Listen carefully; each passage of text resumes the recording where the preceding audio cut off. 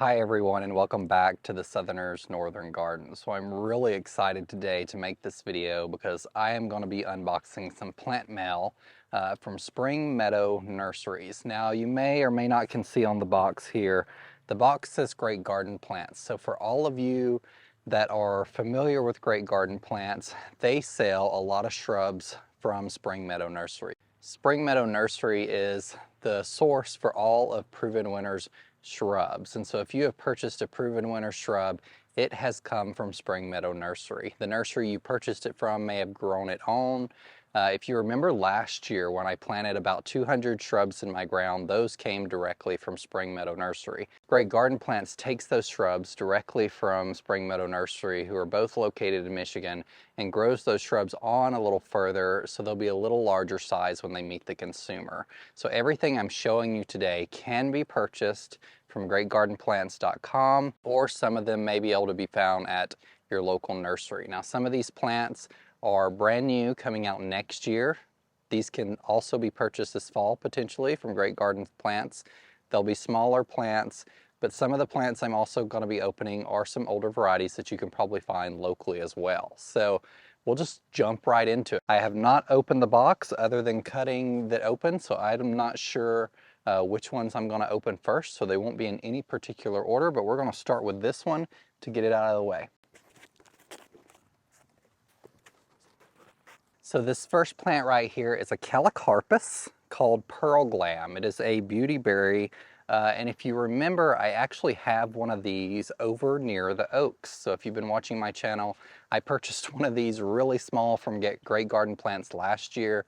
Rabbits did it in over winter, and it did come back, and it's actually put on a lot of growth. So this one, because I already have one in my landscape, this produces these beautiful purple berries that you can use in arrangements in later summer, fall. As you can see, they're having these blooms on them now, and these will just turn into those beautiful purple berries you see on the screen.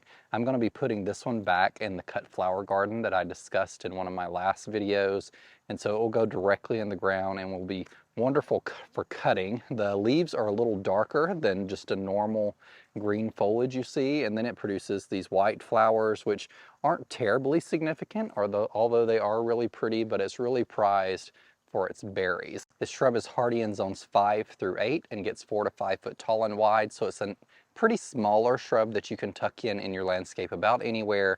Beautiful to cut on, as I mentioned, and produces glorious purple berries. So these boxes are made so they're supposed to be easy to open. I've never found them to be extremely easy to open, so I'm just going to take a razor blade and slide it along the sides here just to make it easier so I don't tear up the plant.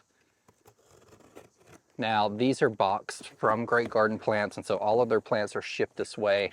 They have one of the best shipping methods I've seen in the industry.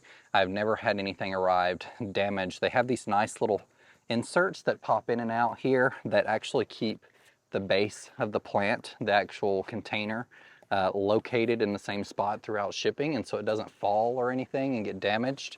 And then you pop those out when you need to pull out the shrub, and it slides right out of the container. And so Proven Winners came out with a new line of roses this past year. One of those lines is a Rise Up line. You know, I have Rise Up Lilac Days along my fence. They are intended to be small climbers, produces beautiful flowers. Mine's the lilac color, of course. Well, they also came out with this new series called Reminiscent, and they're supposed to be very beautiful, sturdy roses for your garden of various sizes. So this one is Reminiscent Crema, and it is a beautiful white color rose that stays relatively small. Anywhere you could tuck it into your landscape in a sun location. So it gets 1.5 to 3 foot tall and 2 foot wide.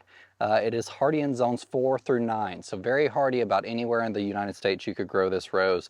They smell wonderful, and I was able to see some of these when I went to cultivate in July, and actually the roses themselves, I don't know if you've ever gotten some of those roses where they're pretty delicate and the petals just fall off within a day or so if you're not really careful. These roses were really substantive, and so they hold together really well. I think they will do wonderful in arrangements, which is what I'm excited to use them for. And I have 2 more of those in here to show you. I'm not sure when they'll come out, but we'll go over them in the order that they come out of the box. Next we have Wine and Spirits Yglo, which is a new Yglo coming out to the market this coming year, I believe. It's really beautiful. So right now it doesn't look like it, but this gets pretty dark foliage and it has beautiful white blooms in the spring. And so what we tend to use Yglos for up here, or in my instance anyway, we don't have great success in my garden because our pH is so high with rhododendrons and azaleas because they tend to like a lower pH. So this one can be grown in a wide variety of zones, zones 4 through 8, and it gets 3 to 5 foot tall and wide. So Yglo can have kind of a natural arching habit to them, makes them really beautiful in the landscape. But as you can see on the screen, the blooms on this are wonderful in the spring. Beautiful white, nice for maybe a moon garden where you want some dark foliage, but beautiful white, pure white blooms. This rose right here is Reminiscent Pink. So Reminiscent gets a little bigger than the white one. It gets 3 to 4 foot tall and about 2 foot wide. So it's a relatively narrow, upright rose that you could also pretty much tuck anywhere in your garden. It's hardy in zones 4 through 9, so a large portion of the United States could grow this rose as well. So it's just going to be a beautiful specimen. I will probably put a lot of these roses on the south side of the garden where I'm redoing that bed. That bed gets a lot of sun, and so these will get plenty of sun to be happy. I don't have any rose interest on that side of the house, except I'm going to have on the arbor there, so it'll be an interesting place to place it. And I'm just really excited to use these as a trio. So let's keep going and let's see if I can find you my favorite of the collection. So this rose is my favorite, and the bloom that's on it right now got a little broken in transit. Obviously these are pretty large plants for 1-gallon containers, and they're put in these boxes, and if they're too tall they have to be trimmed a little bit so they're not smushed so much. But this one is my favorite of the Reminiscent collection. It's hardy in zones 4 through 9, so very wide range of hardiness there to grow in the United States. It gets 2 to 3.5 foot tall and 2 foot wide, and it has this beautiful coral bloom. So this one's called Reminiscent Coral. I'll put a picture on the screen what they look like, but since this one actually came with a bloom and it smells amazing, you can see this beautiful color here of the rose. Isn't that lovely? So once again, this is Reminiscent Coral. I actually got to see this one at Cultivate, and the blooms on it were just astounding. So I am really excited. This one may not go on the south side because I don't go along the south side of the house too often.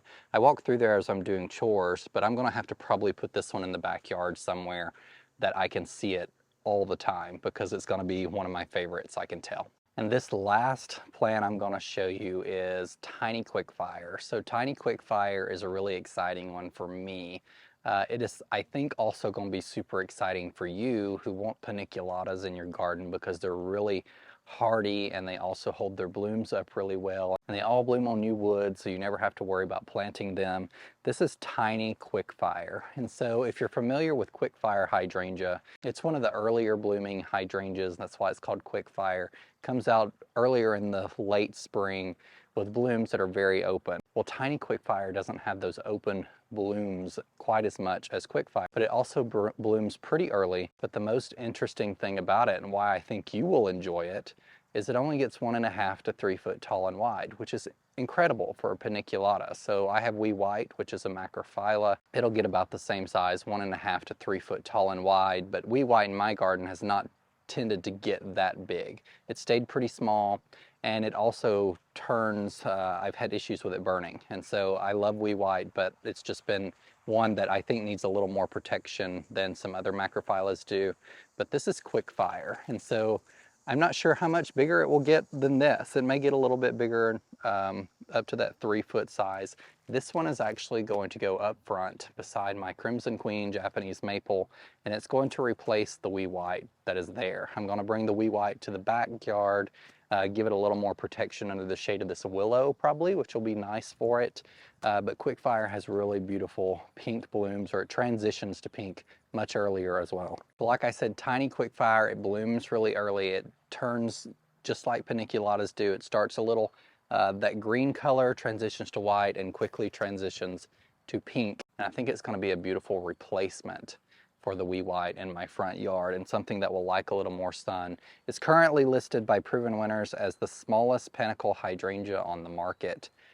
So that is super interesting definitely one you should check out at Great Garden Plants this fall. If you haven't, it's probably not going to be able to be located really easily at your garden center, because this is technically being released in 2023. So it may take a couple years to trickle down to your local garden center. So if you want it now, the best place to get it is greatgardenplants.com. Thank you guys for joining me for this unboxing. I had a lot of fun. I'm so happy to start getting plant mail again this fall. Thank you for joining me, and remember, in a world full of hate, be a light. Take care, everyone. Bye.